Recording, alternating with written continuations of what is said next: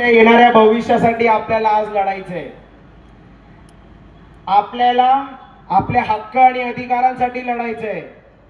बाबासाहेबांना सोपं नव्हतं एवढं सगळं देणं, पण तरी या इकडच्या मनुवाद्यांना त्यांच्या छातीवरती मारून सगळं घेतलंय त्यांनी.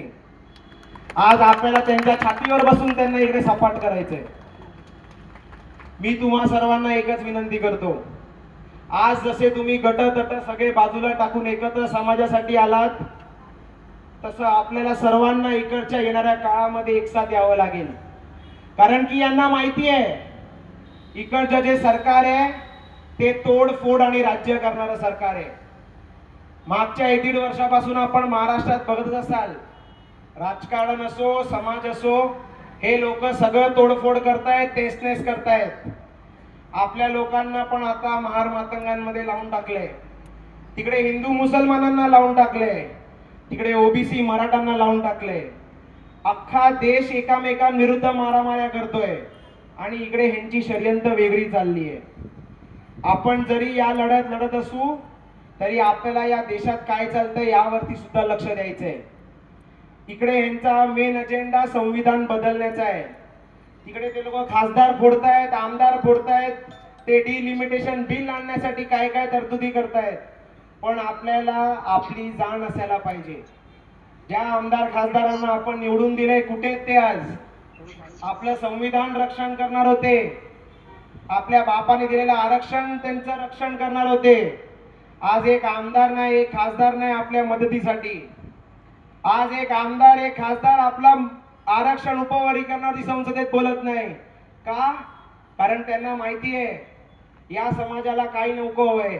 या समाजाला बाबासाहेबांचं एक स्मारक बांधून द्या, या समाजाला बाबासाहेबांचा एक पुतळा बांधून द्या, या लोकांना काही पैसे द्या आणि या लोकांची मतं घ्या. पण आपल्याला जागृत व्हायचंय.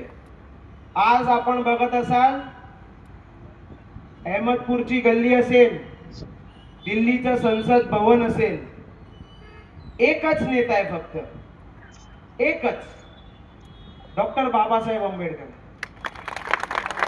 एकच नारा आहे फक्त. तो कुठल्याही जातीचा असो, तो ओपन असो, तो एससी असो, तो ओबीसी असो, तो मराठा असो. आज अमीरातल्या अमीर लोकांची मुलं सुद्धा एकच नाव घेत आहेत आणि एकच नारा देत आहेत. कारण की या इकडच्या मनुवाद सरकारने आपल्या बापाला 60 वर्षासाठी एका जातीचा नेता बनवून ठेवलेलं. पण आज इकडची युवा पिढी असेल, इकडचे नेते मंडळी असेल, यांना चुकून समजलंय की आता आपण काहीच करू शकत नाही. या लोकांनी बाबासाहेबांना वाचायला घेतलंय, या लोकांनी शिक्षण डोक्यावरती घेतलंय आणि हे लोक आजकाल शिकायला लागले. आणि म्हणूनच इकडची जिल्हा परिषदची शाळा असो, कॉलेज असो, हे लोक बंद पाडण्याच्या शर्यतीत लागलेत. मुंबईमधले डॉक्टर